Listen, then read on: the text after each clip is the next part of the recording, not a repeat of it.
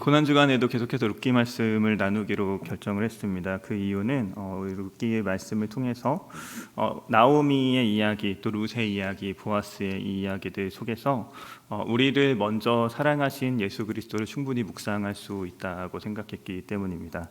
룻기 말씀은 텅 빈 나오미라는 여인을 하나님께서 어떻게 채우시고 회복시키시는지 하나님의 은혜의 손길을 보여주는 책입니다. 텅 비워졌다가 채워지는 나오미의 이 이야기는 4장 마지막에서 다윗과 연결이 되는데요.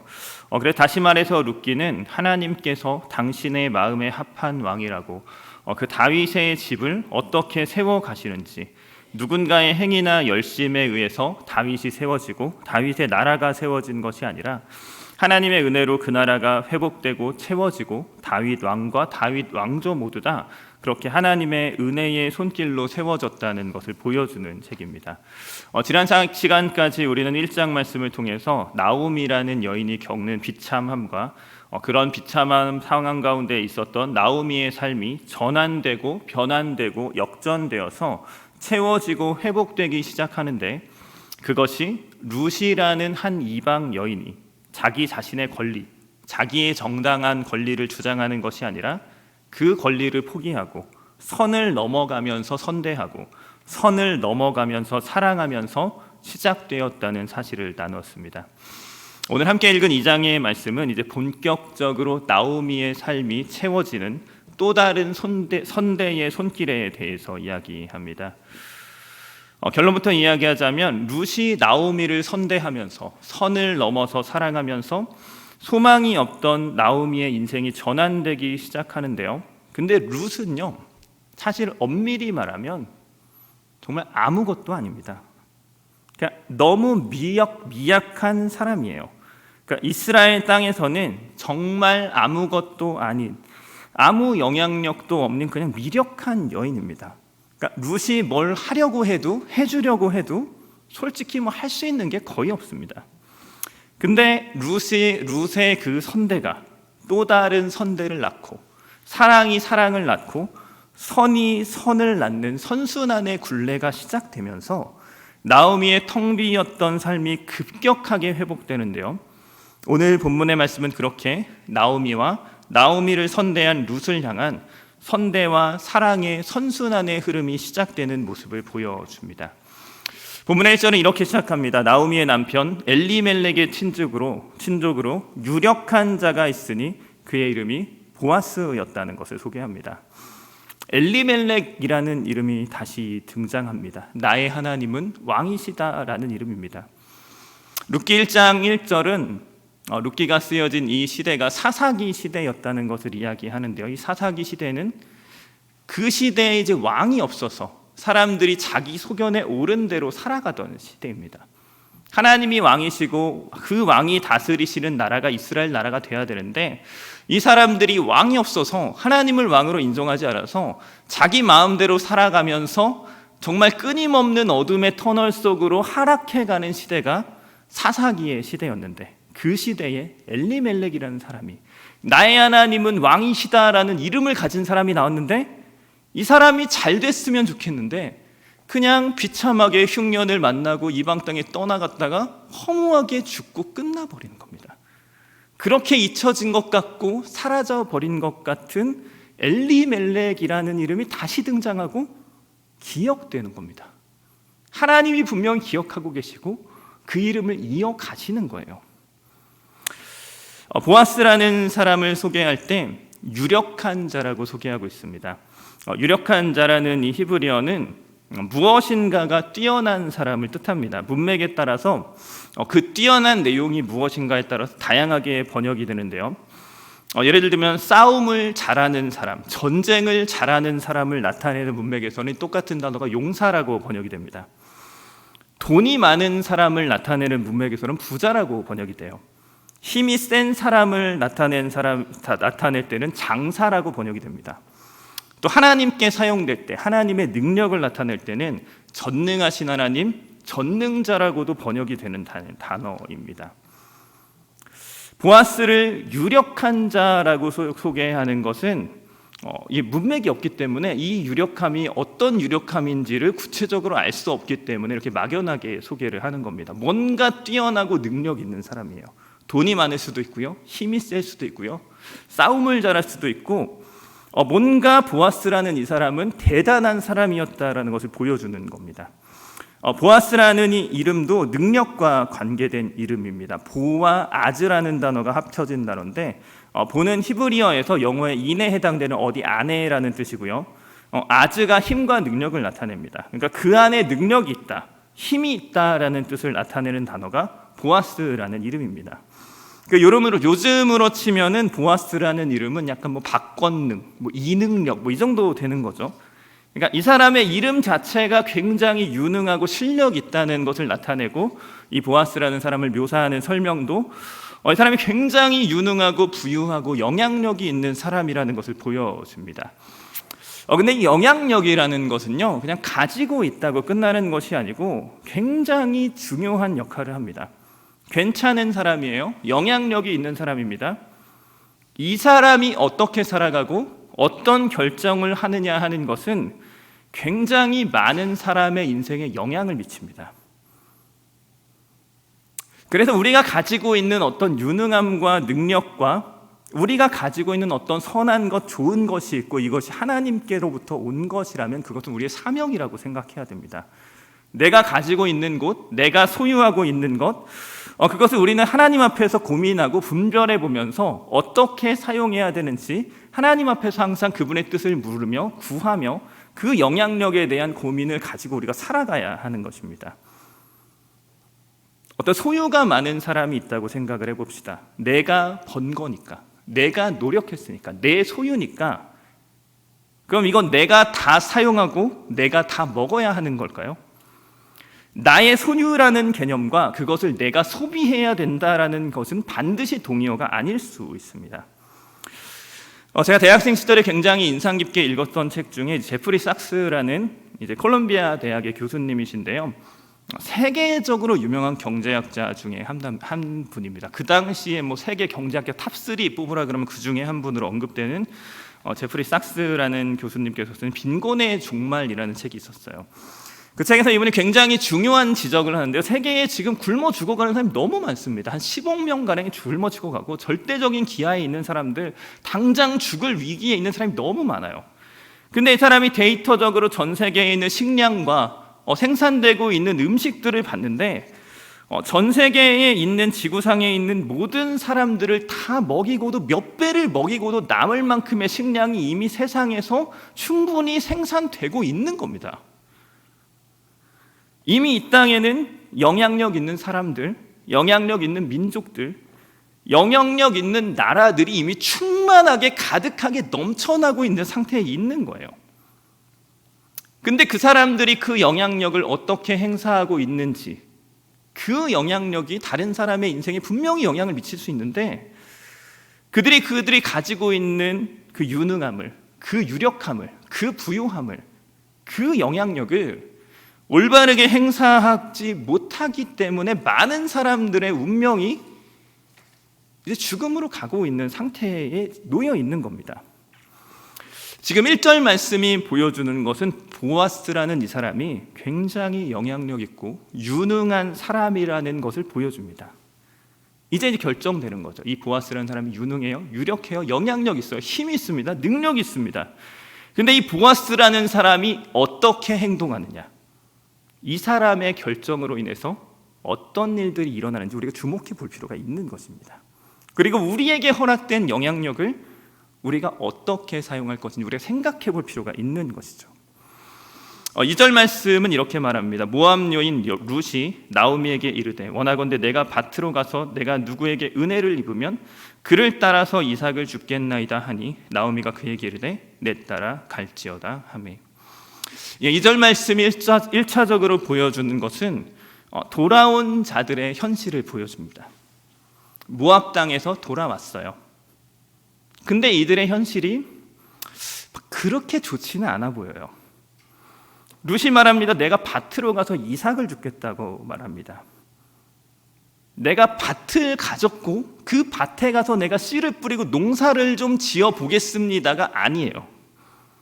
남의 밭에 가서, 내 밭이 아니라 남의 밭에 가서 추수하고 남은 찌끄레기를 내가 좀 주워서 그거라도 좀 먹고 살아보겠다라고 말하고 있는 겁니다. 나의 소유, 나의 수입, 나의 직장, 나의 안정이 있는 상황이 아닌 겁니다. 내가 누구에게 은혜를 입으면 그를 따라서 이삭을 줍겠다라고 룻이 말합니다. 근데 그것도 그냥 할 수 있는 게 아니에요. 누가 나에게 은혜를 베풀어 줘야지 할 수 있는 겁니다.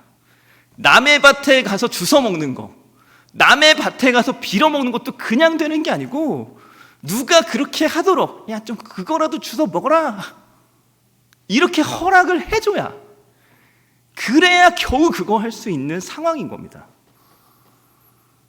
만약 그 땅의 주인이 내 거 왜 건드려? 그 핍박당하면 쫓겨나는 겁니다. 근데 누가 그렇게 야 그래 그 정도는 좀 해준다, 그 정도는 해라 허락해주면 겨우 그렇게 할 수 있는, 누군가가 그에게 그것도 은혜로 베풀어 줘야, 허락을 해줘야, 그래야지 겨우 추수하고 떨어지는 남은 찌끄레기 이삭이라도 줄 수 있는 그런 비참한 현실 속에 여전히 놓여 있는 겁니다.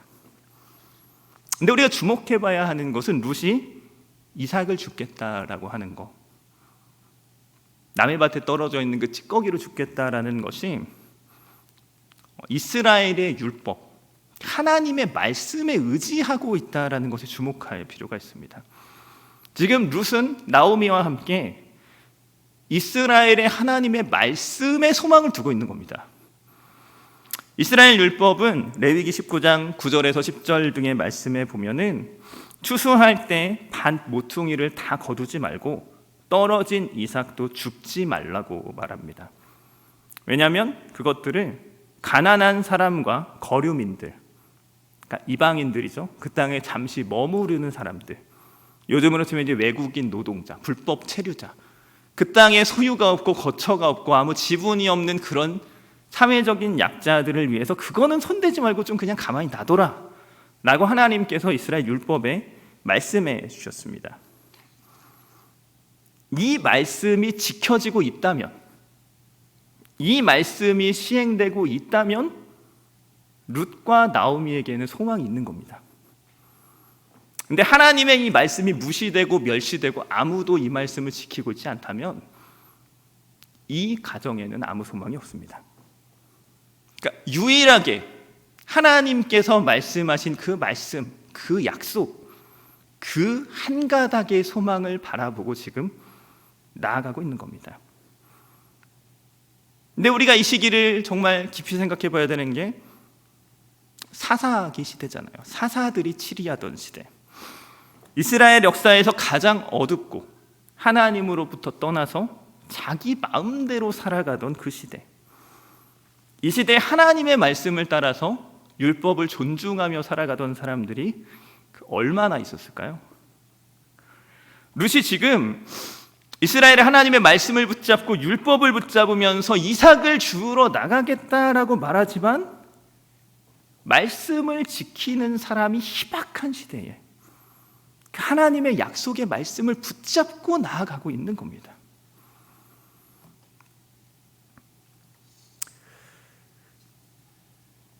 룻과 나오미가 돌아오게 된 것은 1장 6절 말씀에서 여호와께서 자기 백성을 돌보시사 그들에게 양식을 주셨다라는 이 말을 듣고 돌아왔어요.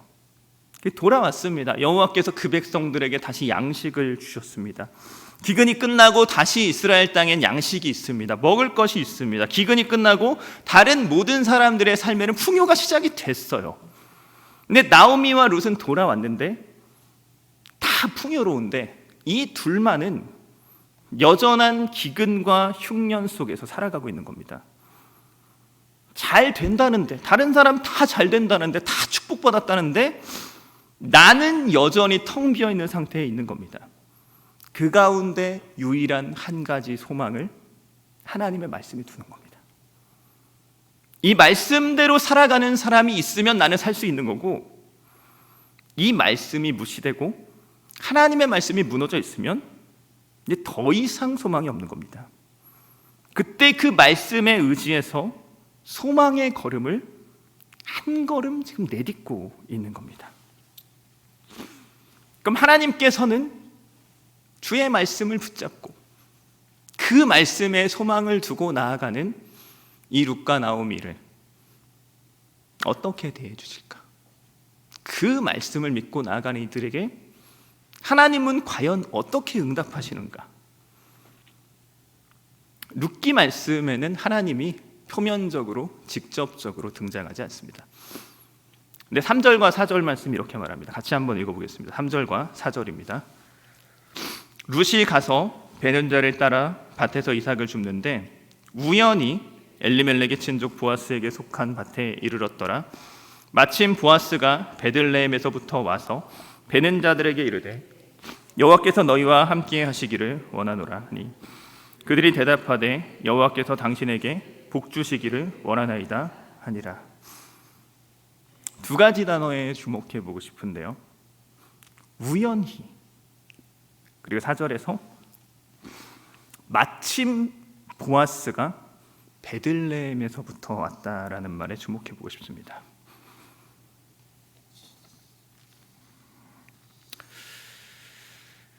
우연이에요.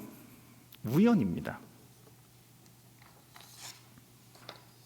그리고 마침 보아스가 하필이면 그때 베들레헴으로부터 와서 그 밭에 와 있었네요. 4절 말씀은 보아스의 이 밭이 베들레헴이 아니라 다른 장소에 있었다라는 것을 암시합니다. 2절 말씀에서도 모압 여인 룻이 밭으로 가겠다라고 하고요. 그리고 3절 말씀에 보면은 엘리멜렉의 친족 보아스에게 속한 밭에 이르렀더라라고 하면서 발차기의 동사가 사용되고 있죠. 출발과 도착입니다. 베들레헴을 떠나서 다른 곳으로 이동한 장소의 이동이 나타나는 거죠. 이스라엘에서 유다 지파의 기업은 굉장히 컸습니다. 우리나라 지리에 빗대서 설명하자면은 전라남도와 전라북도 전체 정도가 유다 지파의 기업이에요. 그리고 베들레헴이라는 동네는 유다 지파의 북쪽 끝입니다. 그러니까 전북의 끝, 충청도 닿기 직전 그 정도 위치가 베들레헴이라는 지역이에요. 그래서 유다의 기업은 그 남쪽 전체이기 때문에 보아스가 가지고 있었던 자기 기업은 베들레헴 근처가 아니라 아마도 조금 거리가 있는 어딘가에 있었을 가능성이 더 큽니다. 그래서 룻이 보아스의 밭까지 가는 데는 여러 밭들을 거쳐가는 과정들이 아마도 있었을 수 있고요. 그리고 보아스는 베들레헴에 거주하고 있었기 때문에 자기 밭에 굳이 그 밭에 존재하지 않았을 가능성이 큽니다. 룻이 우연히 엘리멜렉의 친족인 보아스의 소유된 밭에 도착하게 된 것, 그리고 룻이 거기 도착했는데 하필이면 거기 안 살고 있던 보아스가 마침 베들레헴에서 그 밭에 와서 이 둘의 만남이 이루어지고 있는 이 두 가지 사건은 이 일을 행하고 있는 룻과 보아스의 시각에서 본다면 철저한 우연입니다. 그냥 우연이에요. 우연이라는 것은 이 일을 행하는 두 사람에게 특별한 의도가 없었다는 점을 나타냅니다. 이 사람들이 의도한 게 아니에요. 그리고 이 일을 행하고 있는 이 두 사람의 행동이 개입되지 않았다는 점을 나타냅니다. 룻이 작정하고 보아스를 찾아간 것도 아니고요. 보아스가 작정하고 룻을 찾아간 것도 아닙니다. 두 사람은 서로가 누구인지도 모르고 서로에게 아무런 관심도 없고 아무런 접점도 인연도 없었던 사람들입니다. 그래서 이 두 사람의 시각에서 바라볼 때는 모든 것이 우연이고 내가 의도한 것도 아니고 내가 행한 것도 아닌데, 이것을 신학적으로는 신적인 우발성이라는 표현을 사용하는데요. 신적인 우발성. 그러니까 하나님이 의도를 가지고 만드신 우연을 가장한 필연이라는 뜻입니다. 이 두 사람은 그 누구도 어떤 의도를 가지고 있지도 않았고 어떤 행동을 하지도 않았는데 하나님의 의도가 있는 거예요. 하나님의 행동이 있으신 겁니다. 그래서 사람의 입장에서 바라볼 때는 그냥 우연이에요.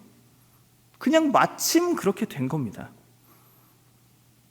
근데 그 뒤에 계시는 하나님의 보이지 않는 은혜의 손길이 이 모든 것을 움직이고 계시는 겁니다.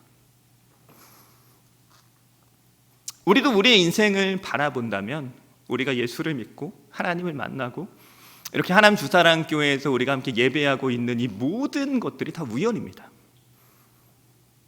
우리가 잘한 사건도 잘못한 사건도 우리의 인생에선 그냥 어쩌다 일어난 우연한 사건이지만 이 모든 것들이 하나님의 섭리의 손길 아래서 합력하여 능히 선을 이루는지 믿으시기 바랍니다. 오전에 학교 교수님과 교수님 친구 목사님과 만나서 잠시 교제하는 시간이 있었습니다. 그래서 이런저런 이야기들을 나누다가 아들들 얘기가 나왔어요. 아들들, 그 목회자 아들들에 대한 이야기. 저도 목회자 아들이잖아요. 근데 이런 얘기가 있죠. 목회자 아들은 뭐 아니면 도다. 뭐 아니면 도죠. 사실입니다. 예. 근데 거기 그 자리에 계셨던 분들이 다들 좋은 아들을 두셔서 다들 뭐예요? 야, 다 뭐 만났어? 한모, 두모, 세모 이제 그냥 그 아들들에 대한 덕담이 막 이어지는데, 근데 이분들이 저를 너무 좋게 보셔가지고 저를 이렇게 좋은 케이스로 이렇게 이해하시더라고요. 그래서 제가 이야기했죠. 저는 도입니다. 근데 도라 그랬는데 뭔가 좀 민망해요. 그래서 도도 좀 그렇다. 그래서 백도. 그랬다가 백도도 뭔가 백도도 또 아니야. 그래가지고 제가 낙이라고 낙. 저는 낙이에요. 그 30살 이전에 저의 행적들을 보면은 목회자들이 뭐 아니면 도인데 전 도도 아니고 백도도 민망해서 아예 낙이라고 그런 사람이었습니다. 이게 도도 아니고 백도도 아니고 아예 낙이었던 나가리. 근데 제가 20대 시절에 그렇게 무력하고 무의미한 인생을 살아가면서 그 인생이 전환되기 시작했던 시점 중에 가장 중요했던 것 중에 하나가 이제 군대를 끌려가는 거거든요. 제가 27살 12월에 군대를 끌려갔어요. 그래서 부대에 갔더니 28살이 됐는데 그 부대에서 실제로 부대에서 만날 수 있는 제일 높은 사람이 중대장이거든요. 저는 포병이었기 때문에 포대장인데 중대장이 그 기수로는 저랑 동기인데 빠른 연생이어서 저보다 한 살 어렸어요. 그러니까 그 부대에서 우리가 실제로 만날 수 있는 가장 높은 사람이 중대장인데 저보다 어렸다고요. 제가 군대 끌려갔는데. 그러니까 제가 원래는 21살 때 축구하다 무릎을 다쳐가지고 그 당시 법으로 이렇게 찾아보니까 면제인 거예요. 아싸. 근데 좀 약간 이게 귀찮기도 하고 막 수술하고 막 이렇게 해야 되니까 돈도 들고 해서 귀찮아서 미뤄두고 그냥 살다가 그 미룰 수 있는 데까지 미뤄뒀다가 이제 27살이 돼서 더 이상 병역을 연기할 수 있는 방법을 다 썼을 때 그때 돼서 이제 슬슬 수술하고 재검받고 면제해야겠다 해서 갔는데 그 사이에 이제 법이 한 3번 4번 바뀌어가지고 현역이 된 거예요. 내가 다쳤을 때 그냥 바로 수술하고 재검 받아서 바로 면제 끝이었는데 그렇게 알고 살았는데 그 당시에 제가 다친 이 부위를 그 다치지도 않은 어느 유명 연예인이 여기 그냥 자르고 수술해가지고 면제받고 걸리고 한 번 바뀌고 어느 정치인 아들이 그 부위를 수술하고 걸려가지고 한 번 더 바뀌고 막 이런 식으로 3번 4번 법이 바뀌어가지고 면제였는데 내가 가서 재검을 받으려고 보니까 현역이 돼 있는 거예요. 당연히 군대 안 간다라고 생각하고 탱자탱자 지내다가 이제 망했죠. 27살 12월에 군대를 끌려가게 된 겁니다. 남들 다 21살, 22살 이때 가는 군대를 그때 그 병무청에서 나오는 그 기계 음성이 이제 판정을 해주거든요. 마지막에 박울님은 무릎 어쩌고 저쩌고로 3급입니다. 딱 하는데 뭔가 이 3급입니다 하는 이 소리가 하나님 음성처럼 막 들리는 거예요. 3급입니다. 3급. 왜 내가 어떻게 3급이 돼? 나 분명히 5급 면제인데 4급도 아니고 공익도 아니고 어떻게 현역이 된 거예요. 그래서 군대를 끌려갔어요. 근데 군대 갈 때 여러 가지 또 긴 이야기겠지만 줄여서 그냥 딱 한 가지를 결심하고 왔습니다. 제가 원래 교회도 가고 싶으면 가고 안 가고 싶으면 나가고 안 가고, 근데 안 가는 때가 더 많겠죠. 근데 막 설교로 여기저기서 주워 들은 게 막 예배가 중요하다, 예배를 잘 드려봐라, 인생이 바뀐다, 막 이런 얘기를 막 들어가지고 군대 가는 김에 그냥 어차피 갇혀 살 거 예배 드리면 좋다는데 뭐 얼마나 좋은지, 예배 드려본 적이 없으니까 잘 드려보면 좋대더라. 왜 좋은지 모르겠지만 그럼 그거 한번 해보기라도 해야, 해보고 안 돼야 뭐 안 되더라, 뭐 이 말이라도 쓰는 거잖아요. 그래서 내가 군대 가서 2년 동안에 딴 건 안 해도 그냥 예배는 한번 내가 좀 드려봐야겠다. 예배는 내가 한 번도 안 빠지고 한번 가보겠다, 이렇게 결정을 하고 갔어요. 예수 잘 믿어보겠다, 잘 섬겨보고 이것도 아니고 그냥 예배 한번 내가 그래도 드려는 보겠다. 그러고 갔는데 그 신병교육대라고 가거든요. 그 신교대 훈련소를 먼저 가는데 주변에 만나는 인간들이 전부 다 기독교인이에요. 제가 그 훈련소 번호 2번이었거든요. 1, 2, 3, 4번이 다 기독교인이었고요. 그 안에 목사들이 한 명 있었고 완전 이제 독실한 기독교인들이 그 제 옆으로 이렇게 전우조 옆번호 3명이 같이 다니거든요. 전부 다 기독교인이고 독실한 애들이었어요. 그리고 우리 소대에 훈육조교가 있는데 걔가 그 부대 대대 군종병이었고요. 그리고 중대가 여러가 있는데 우리 중대 조교들이 전부 다 그 교회 군대교회 중직자들이었습니다. 그래서 그 신교대에서 교회를 가는데 뭐 얘네들이 뭐 데려가면 다 교회죠. 뭐 교회를 그냥 가게 되는 거예요. 그러다가 이제 자대 배치를 받고 이제 부대를 가서 저 이제 GOP 들어가는 저 12사단이라는 험악한 부대, 6.25 때 그 강을 건너가면 돌아오지 못한다는 인제 가면 언제 오나라고 원통에서 못 살겠네 하는 그 인제 원통에 제가 들어갔어요. 근데 그 부대에 딱 들어갔는데 저희가 이제 포병이었기 때문에 한 분과 5명이거든요. 거기에 최고참이 있는데 전역 한 달 조금 더 남은 말년병장인데 걔가 그 부대 군종이에요. 얘가 이제 군종을 마치고 전역을 해야 되는데 뒤에 군종을 시켜야 되는데 군종 시킬 애가 없어. 그런 고민을 하던 중에 제가 그 부대에 탁 들어가서 제가 2등병 때 100일 휴가도 안 가고 그 부대 군종병이 됐습니다. 뭐 이제 겉으로 보기엔 멀쩡하죠. 예수 이름은 바울이고 뭐 목사 아들이고 그러니까 교회 다녔나 뭐 이렇게 뭐 알게 뭐예요. 어떻게 알아요? 그래서 제가 2등병 때 100일 휴가도 안 간 상태로 그 부대 군종병이 됐어요. 그리고 중대급 부대에서 만날 수 있는 최고참이 중대장이랑 행정보급관인데 둘 다 교회를 다녔어요. 그리고 직접 만나는 사람 중에서 제일 밀접하게 업무를 같이 하는 사람이 이제 분대장인데 저희 분과 분대장도 이제 교회를 다녔습니다. 그리고 저희 부대에 이제 군종 목사님이 계신데 군종 장교가 아니고 민간인 목사님이신데 그 민간인이 군인교회 가면 무시당하거든요. 막 모르면서 막 무시당해요. 근데 이분이 군인 출신이에요. 근데 군인 출신인데 그것도 육군 기무사령부라고 군인 경찰이라고 생각하시면 돼요. 군인들 잡아가는 경찰 같은 그 기무사령부가 있거든요. 거기에서 30년 넘게 근무하시고 준위라는 전문직 최고 계급으로 전역하신 분이 전역을 하시고 군인 연금 받으면서 뭐 하나 하다가 그래 군인교회나 섬겨야겠다고 신학을 하셔가지고 군인 연금으로 월급 받으시면서 군교회를 섬기시는 민간인 목사님이신데 기무사령부에서 계속 근무를 하셨잖아요. 그 부대의 모든 사람들과 관계가 돼 있는 분, 군법에 대해서 세상 그 누구보다 가장 잘 알고 있는 분이 저희 교회 목사님이었거든요. 아무도 못 건드려요. 그러니까 이분이 한마디 삑하면 다 날아갑니다. 그리고 군법을 너무 잘 아는데 종교 행사와 관련해서는 군대에서 절대로 보장을 해줘야 되는 법이 있더라고요. 근데 이분이 그걸 잘하니까 뭐 제가 뭐 근무 막 이런 거 여러 상황 때문에 교회를 못 가는 상황이 되면은 목사님 저 오늘 못 갈 것 같은데요. 그럼 바로 그냥 부대가 뒤집히는 겁니다.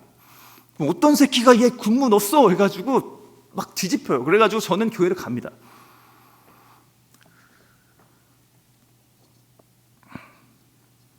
그래서 제가 군대에 있는 2년 동안에 어떤 상황 속에서도 예배에 빠지지 않고 그 교회의 모든 것들을 지내면서 여러 은혜의 시간들을 보내게 되었습니다. 더 긴 얘기들이 있지만 좀 줄여야 될 것 같아요. 그래서 그곳에서 걸어가는 한 걸음 한 걸음 저는 뭘 느꼈냐면은 이게 우연이죠. 다 우연이에요. 마침 내가 의도한 것도 아니고 내가 통제한 것도 아니고 나도 모르는 외부의 존재에 의해서 나에게 주어진 것들입니다. 근데 그 시기에 저는 뭘 느꼈냐면 하늘과 땅의 모든 것을 움직이셔서 나를 위한 상황과 판을 깔아놓으신 하나님의 섭리의 손길을 느꼈습니다. 야, 이분이 나 하나 인간 만들겠다고 여기 이 판을 다 깔아놓으셨어. 저 장교가 저 자리에 지금 이 시간에 이곳에 있으려면 30년 전부터 작업을 하셔야 돼요. 저 사람이 지금 이 자리에서 분대장 딱 빠지면서 한 달간 나를 만나려면 2년 전부터 작업을 해놓으셔야 되는 거죠. 내가 그때 그 시간에 그 자리에 들어가서 하나님을 만나라고 하나님이 하늘과 땅의 모든 것을 움직이셔서 그 모든 상황들을 만들어 놓고 나를 기다리고 계신 거예요. 다 우연이죠. 우연입니다. 인간 시각에서 보면 그냥 다 우연이에요. 우연이에요. 내가 한 게 없어요. 그냥 운이에요. 근데 룻기 말씀이 보여주는 것은 이 우연이라는 이 말 속에서 마침이라는 이 말 속에 그 뒤에 계시는 하나님의 전능의 손을 보여주는 겁니다. 나옴이라는 사람의 인생은 룻이 선대한다고 걸어갔는데 뭐 이 여인이 할 수 있는 게 뭐가 있습니까?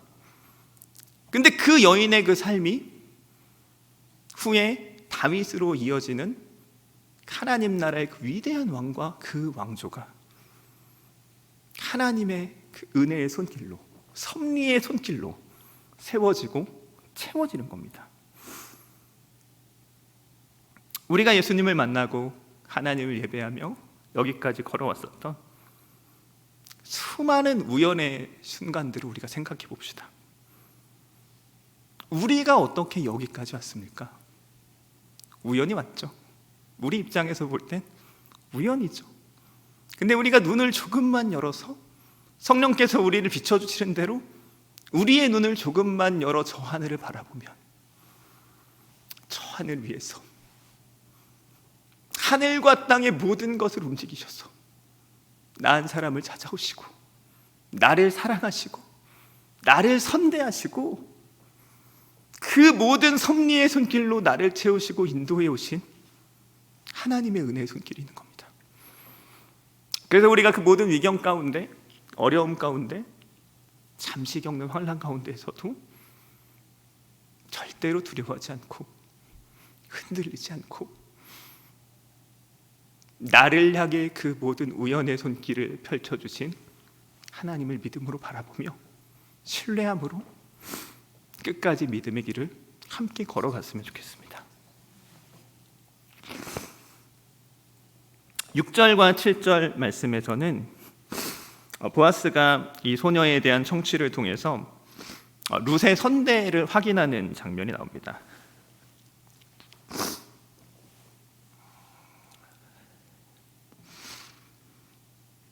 7절 말씀 이렇게 말합니다. 그의 말이 나로 베는 자들 사이에 따라 단 사이에서 이삭을 죽게 하소서 하였고 아침부터 와서는 잠시 집에서 쉰 뇌에 지금까지 계속하는 중이라고 말합니다.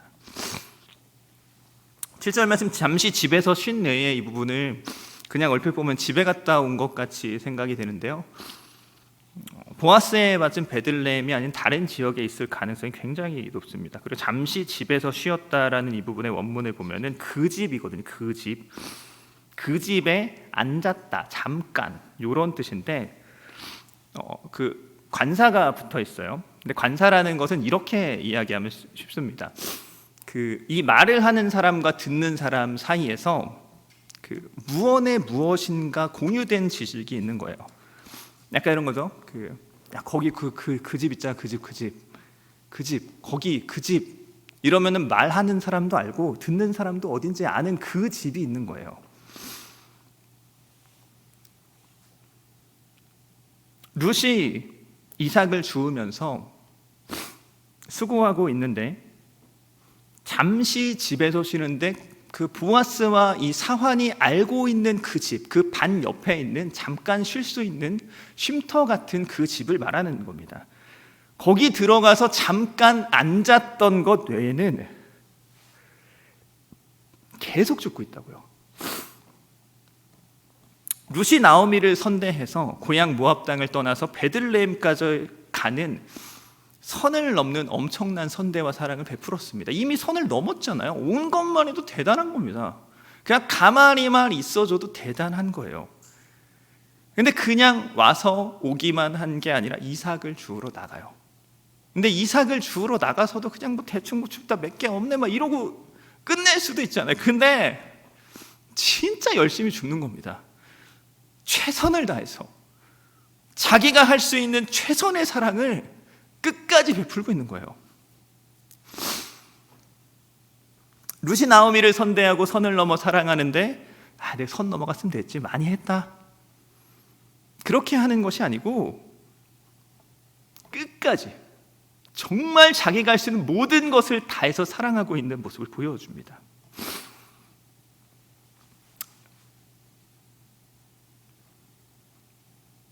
제 마음속에 한 가지 소원이 있다면은 좀 이렇게 살고 싶은 소원이 있습니다.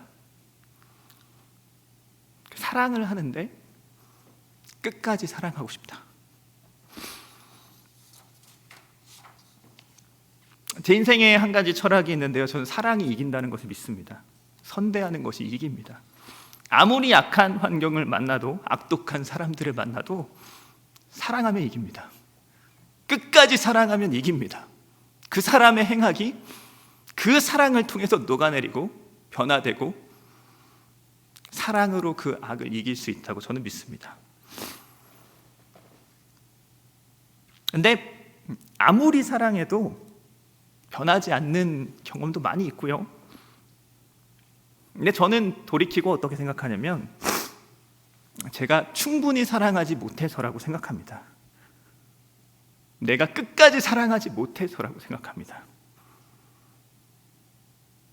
그 사람의 그 악독함을 이길 때까지 더 사랑했으면 이기는 건데 내가 포기하고 내가 좌절하고 내가 물러나서 끝까지 사랑하지 않았기 때문에 그 사랑의 끝을 보지 못했기 때문에 아쉬워합니다. 그래서 기도하는 거죠. 사랑할 수 있는 힘을 주시기를.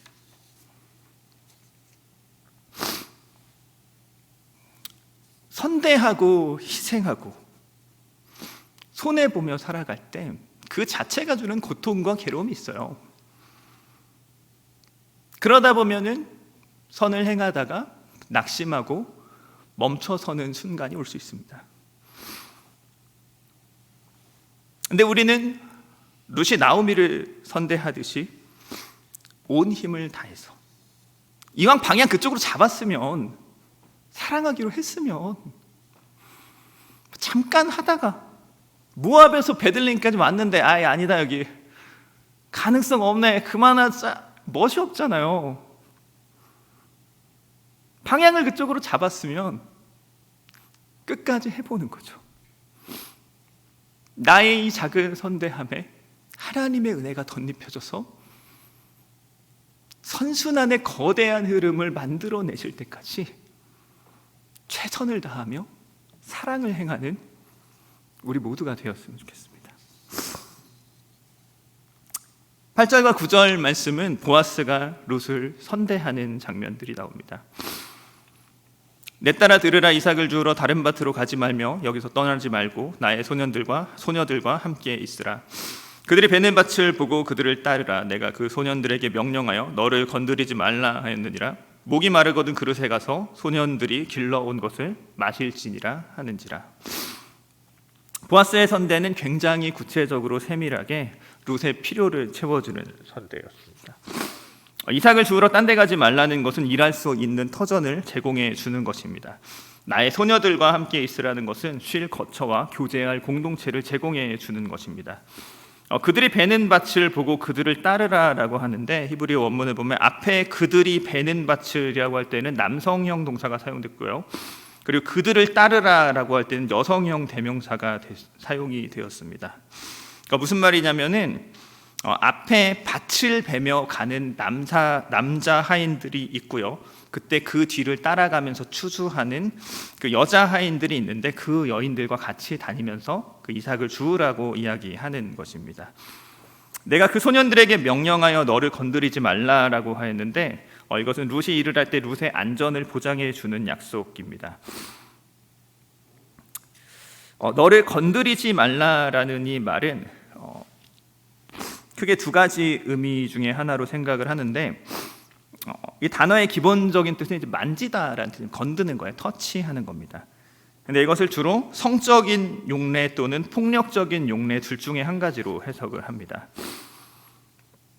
잠언 6장 29절 같은 곳에서 남의 아내와 통가는 자도 이와 같을 것이라 그를 만지는 자마다 벌을 면하지 못하리라 할 때 그를 만지는 자로 번역된 곳에 같은 단어가 쓰였고요. 여기서는 명백하게 문맥상 성적인 의미로 이 단어가 사용될 수가 있습니다. 그리고 폭력적인 용례, 때리는 건데 세게 만지면 아프죠. 그런 뜻입니다. 그래서 이 폭력적인 용례로 사용된 이 단어가 사용된 가장 유명한 곳이 야곱의 환도표입니다. 여호와께서 그 야곱의 허벅지 관절을 침해할 때 쳤다라는 단어가 이 단어가 사용이 됐는데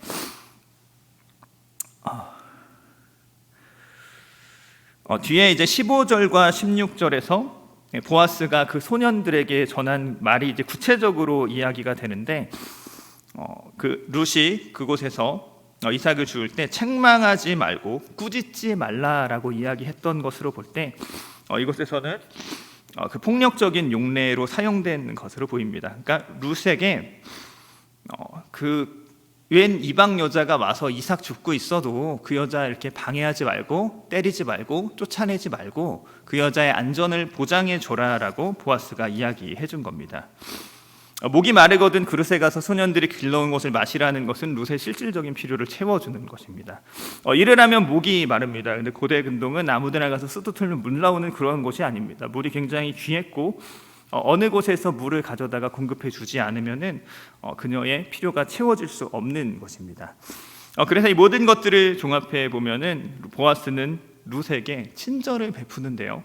굉장히 세밀하게 자세하게 구체적으로 그녀에게 필요한 모든 것들을 하나하나 다 채워주고 있는 거예요. 그러나 룻이 굉장히 당황스럽죠. 그래서 10절 말씀에서 이렇게 말합니다. 나는 이방 여인이거늘 당신이 어찌하여 내게 은혜를 베푸시며 나를 돌보십니까? 나한테 왜 그러세요? 나한테 왜 이렇게까지 하시는 겁니까? 묻는 거죠. 그때 11절에서 보아스가 그 이유를 설명하는데요. 이렇게 말합니다. 내 남편이 죽은 후로 내가 시어머니에게 행한 모든 것과 내 부모와 고국을 떠나 전에 알지 못하던 백성에게로 온 일이 내게 분명히 알려졌다고 말합니다. 보아스가 룻에게 이렇게 잘해주는 이유가 뭐냐? 네가 너의 시어머니에게 잘해줬기 때문이라는 거예요. 네가 너의 시어머니를 떠나서 선대해서 너의 고국을 떠나고 너의 권리를 포기하고 너의 정당함을 넘어서서 선을 넘어서 사랑했다라는 것을 내가 알고 있기 때문에 그래서 나도 너에게 잘해준다라고 말하는 거예요.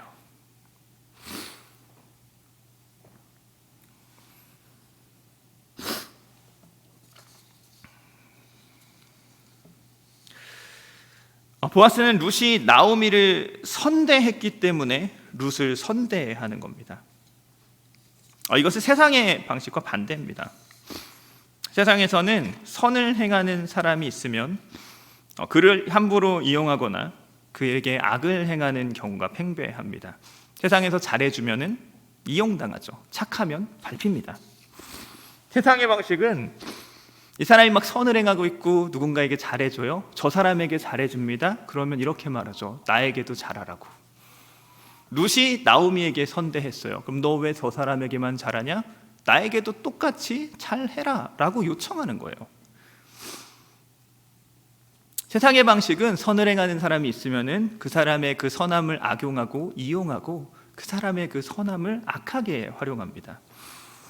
제가 유초등부 때 그 여름성경학교 막 이럴 때가 있으면은 저는 아시다시피 굉장히 모범생 출신입니다. 아닌가요? 예. 저는 선생님이 시키는 대로 했어요. 그대로 했습니다. 정확하게 그렇게 했어요. 지금도 책상에 앉을 때 허리를 딱 펴고 팔꿈치 직각에 책과 눈의 거리를 정확하게 딱 그 초등학교 1학년 때 배운 그 모양 그대로 앉아 있어요. 연필을 잡을 때 손가락 모양 그대로 손가락 3개를 사용해서 연필을 세워서 정확하게 탁 잡아서 3cm 간격 위를 집어서 사용합니다. 이런 제가 교회에서 떠들고 그럴 리가 없습니다. 교회 여름 성경학교 때 옆에 애들이 막 떠들고 있었거든요. 그래서 저는 속으로 야 쟤들 저러다가 혼나겠다 생각하고 있었죠. 근데 선생님이 걔네들이 떠드는데 저를 불러다가 저를 때리는 거예요. 굉장히 억울한데 뭐 인간이 실수할 수 있으니까 이 사람이 잘못하셨나 보다. 얘들이 떠들었는데 내가 떠들었다고 생각을 하셨나? 내가 그럴 리가 없는데, 그래서 제가 설명을 해드렸어요. 제가 안 떠들었습니다. 얘네들이 떠들었어요. 얘랑 얘가 떠들었고 저는 아닙니다 라고 제가 정확하게 선생님께 설명을 해드렸거든요. 근데 그 선생님이 이렇게 말하는 거죠. 자기도 안 돼요. 자기도 안 돼요. 내가 안 떠든 걸 당신도 안 돼요. 근데 왜 나를 때려요? 그랬더니 명언을 한마디 남기셨는데, 쟤는 때리면 교회 안 나오니까 네가 맞아야 돼.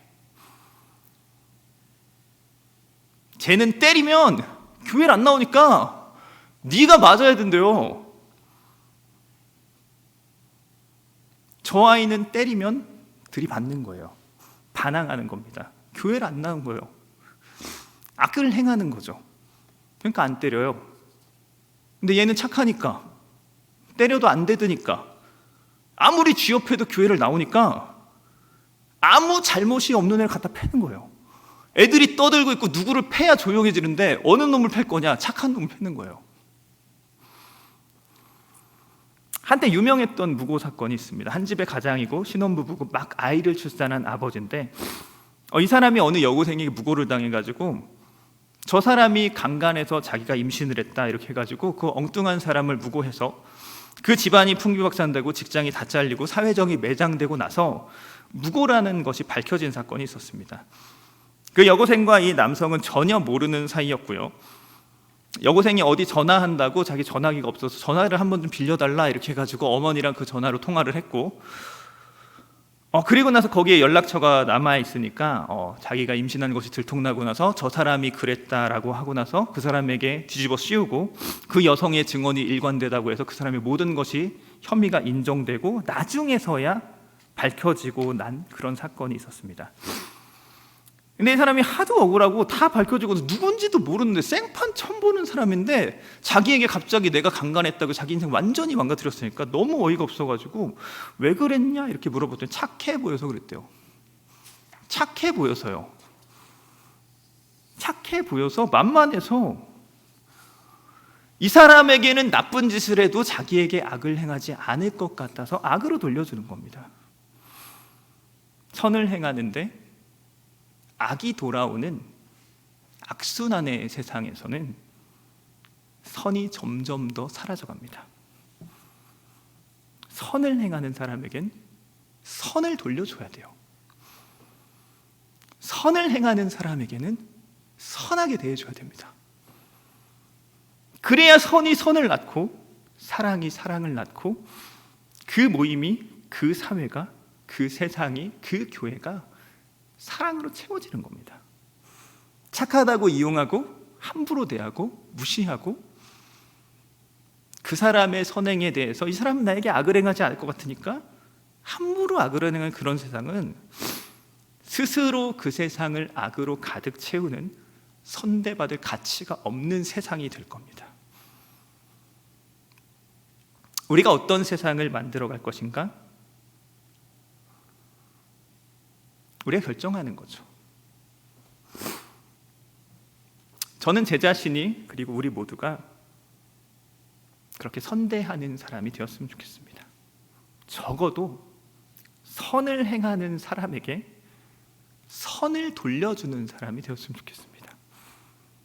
조금 더 욕심을 낸다면 선의 흐름이 끊어진 세상에서 선대를 시작하며 사랑을 시작하는 사람이 되고 싶고 되었으면 좋겠습니다.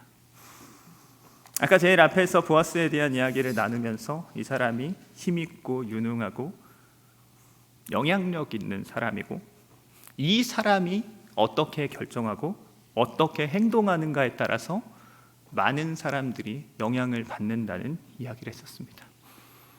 이제 우리가 한번 생각해보고 결정해봤으면 좋겠습니다. 나에게 내가 아무리 미약해도 아무리 무능해도 뭐 있어요. 뭐 있습니다. 내가 가진 무엇인가 있어요.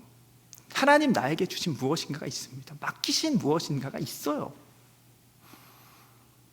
그 영향력을 가지고 그 능력을 가지고 우리는 어떻게 살아갈까요? 보아스처럼 선을 행하는 자에게 선으로 갚아주며 자신에게 주신 그 영향력으로 선을 행하며 이 땅을 선으로 채우는 사람이 될 것인가? 이 세상이 그러는 것처럼 내가 능력을 가졌는데 영향력을 가졌는데 그냥 내가 다 쥐고 있고 다 갖고 있고 영원히 내 것인 것처럼 내 거니까 내가 다 먹어야 된다는 생각을 가지고 그냥 가지고만 있는 무관심한 사람이 될 것인가? 아니면 이 악한 세상처럼 선을 행하는 사람에게 악으로 돌려주고 그 악의 순환의 굴레를 돌리는 사람이 될 것인가? 답은 명확합니다. 선대하는 사람이 되었으면 좋겠습니다. 그렇다면 우리는 어떻게 사랑하고 어떻게 우리가 선대하며 살아갈 수 있을까요? 우리 자신에게서 근거를 찾으면 힘들어집니다. 우리를 먼저 선대하신 분, 우리에게 먼저 잘 대해주신 분, 우리를 먼저 사랑하신 분, 그분에게서 근거를 찾아야 됩니다.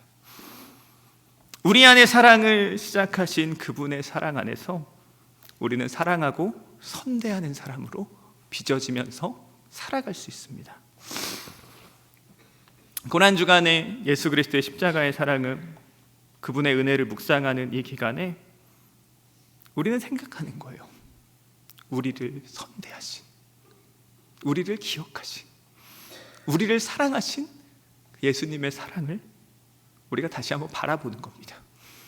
우리 안에 착한 일을 시작하신 그분의 그 은혜와 사랑에 힘입어서 우리도 작은 사랑의 순종을 해나갈 때에 우리가 살아가는 이 모든 세상이 사랑이 이기고 선이 선을 낳고 선순환의 굴레를 만들어가는 아름다운 세상이 될 것이라고 믿습니다.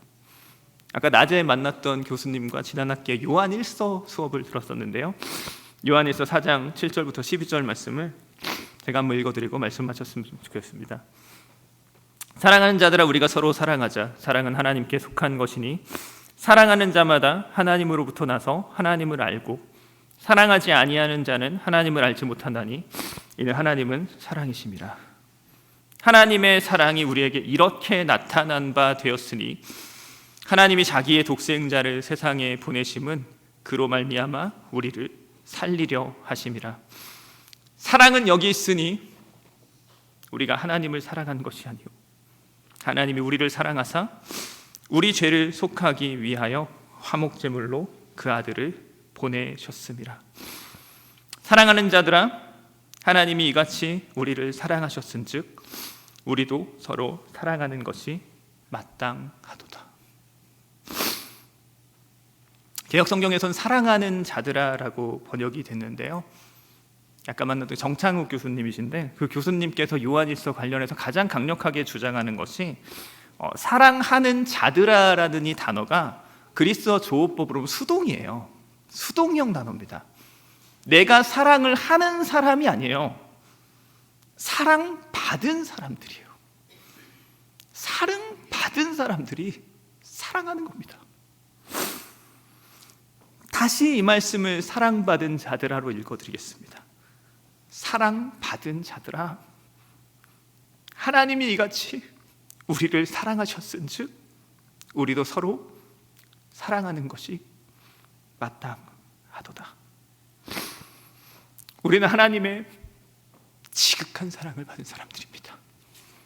예수 그리스도의 그 값진 십자가의 사랑으로 그분의 피로 큰 사랑을 받은 우리들이 그분의 충만함 안에서 사랑을 시작할 때 우리에게 주신 그 선한 영향력들을 선하게 행하고 선대하기 시작할 때 우리가 속한 모든 곳들이 선순환의 사랑에 시작하면서 하나님의 아름다운 나라로 함께 빚어져 갈 것을 믿습니다. 같이 기도하겠습니다.